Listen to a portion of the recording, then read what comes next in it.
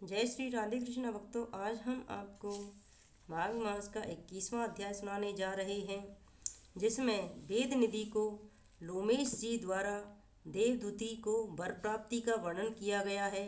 लोमेश जी बोले, चिरकाल में अवंती देश के वीरसेन राजा ने नर्मदा के किनारे जाकर राजसूय यज्ञ किया था। उसने 16 अश्वमेघ यज्ञ किए, जिनके मार्ग भी स्वर्ण से सुशोभित थे।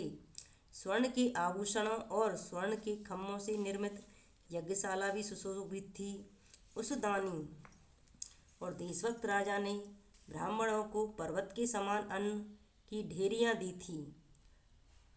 दान में दी थी। वह स्वर्ण और गौ का दान करता रहता था। भद्रक नाम का एक ब्राह्मण था, जो वह मूर्ख और कुलीन था। वह दुराचारी खेती करता था।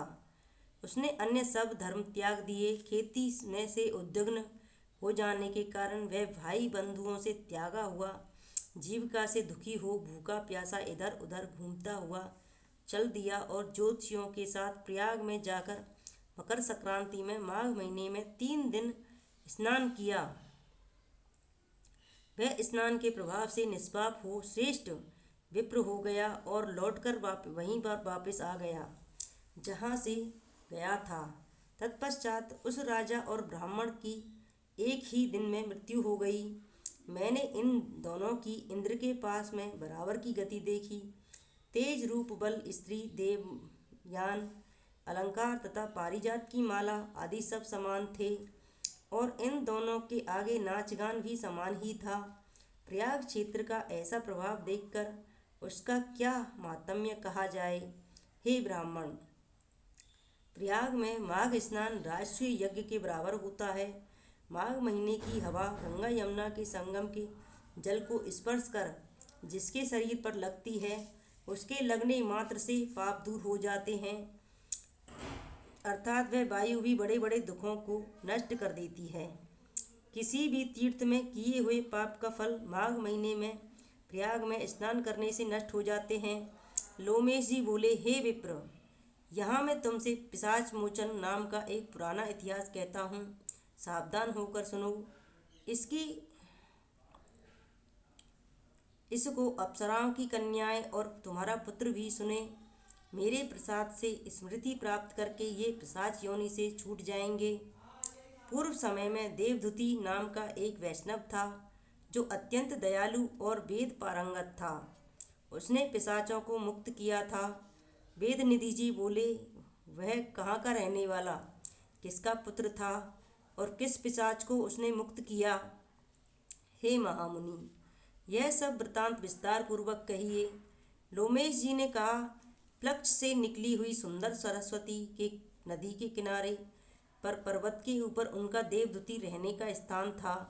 साल, ताल, तमाल, बेल, बकुल, बाटल, इमली, चिरवेल, आम, चंपक, करंज, पिजौरा, केसर, पीपल, तिलक, कनेर, कुंभी, खैर, तिंदुक, बानीर, साल, जंभीरी, नीबू, पीलू, गूलर, बेत, साखोट, आड़ू, करहट, वटवृक्ष, घोटा, कूटज, पलास, अशोक, जामुन, नीम, कदम, खिरनी, नारंगी, करौंजा व केले के वृक्षों के समुदाय से सुशोभित नारियल, सप्तपर्ण, त्रिपत्र, सिरस, सुंदर आंवले, करकंदू, लक्ष, पारिभद्र, बच्च, केतकी, शिशुमार, तगर, कुंद, मल्लिक, कमल, कलहार, मालती, चमेली, जायफल, नागकेसर, सुआटेसु, वरवरी और तुलसी आदि के वृक्षों से हे विप्र, वह आश्रम शोभायमान था।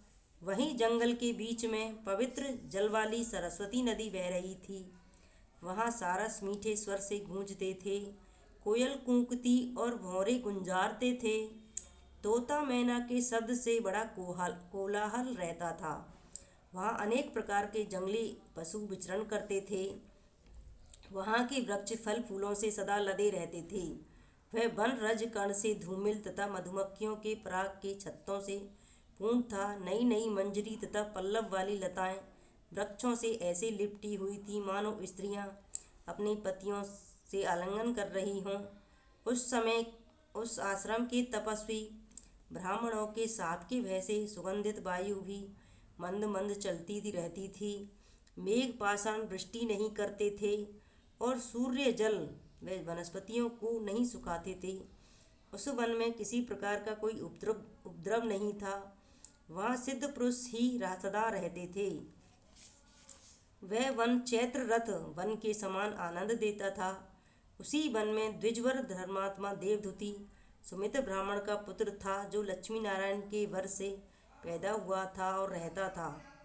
अब उसके नियम को सुनो। वह सदैव अपनी आत्मा को स्थिर किए हुए गर्मी के दिनों में अपने नेत्र सूर्य की तरफ करके पंचाग्नि से तप करता था। वर्षा के समय में खुले मैदान में बैठकर तपस्या करता था।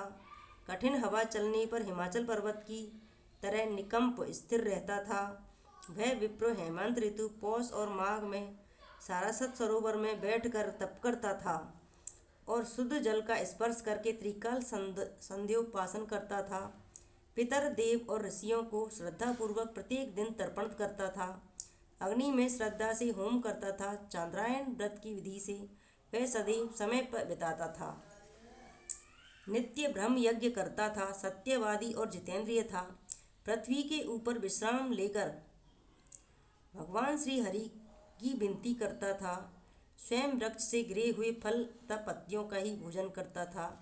बिना किसी प्रकार से उद्विग्न हुए तपोनिष्ठ वेदांगों में पारंगत उस ब्राह्मण की केवल नाड़ियाँ और हड्डियाँ ही दीख पड़ती थी। इस प्रकार इस वन में तप करते हुए 1000 वर्ष व्यतीत हो गए। तब उसके तप के तेज से वह पर्वत प्रज्वलित हो उठा। वह अग्नि के समान प्रकाशमान दिख पड़ता था। उसके तेज को कोई प्राणी सहन नहीं कर सकता था। उस जंगल में शत्रुता रहित व्याघ्र, मृग, चूहे, बिल्ली सभी निर्भय होकर एक साथ विचरते थे। उसका दूसरा अति कठिन एक नियम और सुनो। वह प्रतिदिन नारायण का त्रिकाल पूजन करता था। खिले हुए सुगंधित अछूते 1000 फूलों से वेद सूक्त की विधि से श्री विष्णु भगवान का पूजन करता था। वह विष्णु भगवान की प्रसन्नता के लिए यह सब कर्म करता था। दधीचि ऋषि के वरदान से वह श्रेष्ठ वैष्णव भक्त हो गया।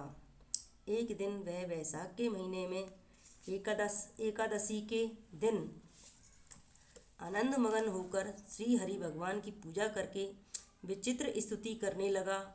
तब भगवान हरि उसकी स्तुति से अत्यंत प्रसन्न होकर चतुर्भुज कमल नयन आभूषणों से सुशोभित मेघवर्ण गरुड़ पर आरूढ़ सामने प्रकट हुए। उनको प्रत्यक्ष अपने सामने देखकर उस ब्राह्मण का शरीर रोमांचित हो गया और प्रसन्नता के आंसू आँखों में भर गए। उसने अत्यंत कृतकृत्य हो पृथ्वी पर गिर उनके चरणों में प्रणाम किया और अत्यंत प्रसन्नता के कारण शरीर की सुध बुध भूल गया। तब भगवान हरि ने प्रेम पूर्वक उस वैष्णव मुनि से कहा, हे देवधुति, मैं जानता हूँ कि तुम मेरे भक्त हो तथा मेरे ही आश्रित हो। तुमने सब कर्मों को छोड़ दिया है। तुम्हारा मन सदैव मुझ में ही लगा रहता है। हे पाप रहित, तुम्हारे स्रोत से मैं अत्यंत प्रसन्न हूँ। तुम वर मांगो। तब लोमेश जी ने कहा। इस तरह श्री भगवान हरि के शब्दों को सुनकर उस तपस्वी ने प्रसन्नता के मारे अपनी लड़खड़ाती हुई वाणी से कहा, हे देवों के देव, हे कमल नयन, अपनी माया से ही शरीर धारण करने वाले, हे देव, आपका दर्शन जो देवताओं को भी दुर्लभ है, उसे पाकर मैं आज सनाथ हो गया। अब मुझको कुछ नहीं चाहिए। ब्रह्म आदि सब देवता, सनका आदि ऋषि, कपिल आदि सिद्ध लोग आपके दर्शन पाने के लिए सदैव लालायत रहते हैं। ममता रूपी मैं और हमारा अर्थात अहंकार रूपी शुभ और अशुभ बंधन जो मोह के मूल हैं, वह भी आपके दुष्कर दर्शन मात्र से समूल नष्ट हो जाते हैं। मेरे जन्म, कर्म और बुद्धि आदि का फल सब कुछ मुझे प्राप्त हो गया, जो मुझको आपका दुर्लभ दर्शन हुआ। हे जगत के स्वामी, इससे बढ़कर और क्या हो सकता है। हे देवेश, आपके चरण कमल मेरे हृदय में विराजमान रहें। मैं सदैव अंतरात्मा से भक्ति पूर्वक आपका चिंतन करता रहूं। आप में मेरी भक्ति सदैव अचल रहे। हे कमलनाथ, मैं केवल यही वर मांगता हूँ, अन्य दूसरा नहीं मांगता। ऐसे उसके प्रिय वचन सुनकर श्री हरि भगवान ने प्रसन्नतापूर्वक उससे कहा, हे द्विजवर, ऐसा ही हो। तुम्हारे किसी तप में कोई बाधा नहीं होगी। जो मनुष्य तुम्हारे कहे हुए इस स्रोत को पढ़ेंगे, उनका उनकी मुझ में अचल भक्ति होगी तथा जो कुछ धर्म कार्य हैं वे भी उन सब में सांगोपांग विद्वान रहेंगे और उन लोगों की ज्ञान में परम निष्ठा होगी। यह कहकर भगवान अंतर्धान हो गए। इस प्रकार माघ मास का 21वां अध्याय समाप्त हुआ। जय श्री राधे कृष्ण भक्तों।